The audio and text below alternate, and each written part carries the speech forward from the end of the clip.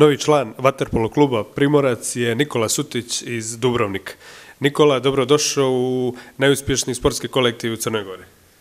Hvala, još bolje vas našao, mi kažemo.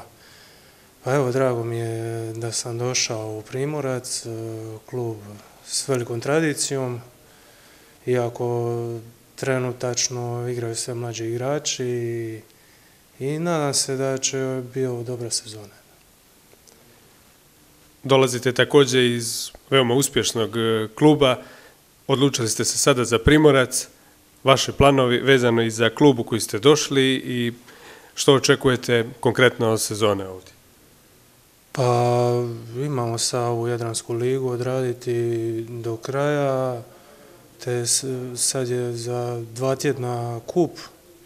Nadam se da ćemo dobro odigrati. Momci su već pokazali bez mene da se mogu nositi sa jakom Budvom. Te poslije, naravno, u 4. i 5. mjesecu preostaje crnogorsko prvenstvo u kojem ćemo vidjeti. Sigurno će treba vremena da se ja uklopim malo, pokušat ću pomoći što više mogu i vidit ćemo. Da li poznajete nekog od prije od igrača iz Primorca i vjerujete da ćete dobro sarađivati sa novim saigračima?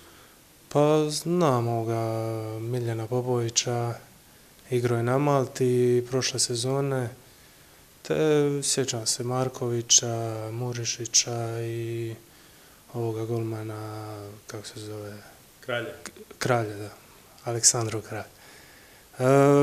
Sve su to, mislim, mladi igrači, ali veliki potencijali i već su to sad pokazali na svjetskoj ligi gdje su bili praktički među nositeljima igre.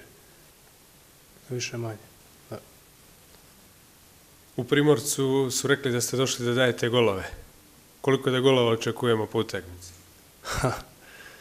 Pa dobro, možda iz početka malo manje, ali prvenstveno trebamo pobjeđivati. A sad, ko će koliko golova zabiti, stvarno nije bitno. Međutim, možda i mene nekad kolektiv izbaci ko najbolji strijelca.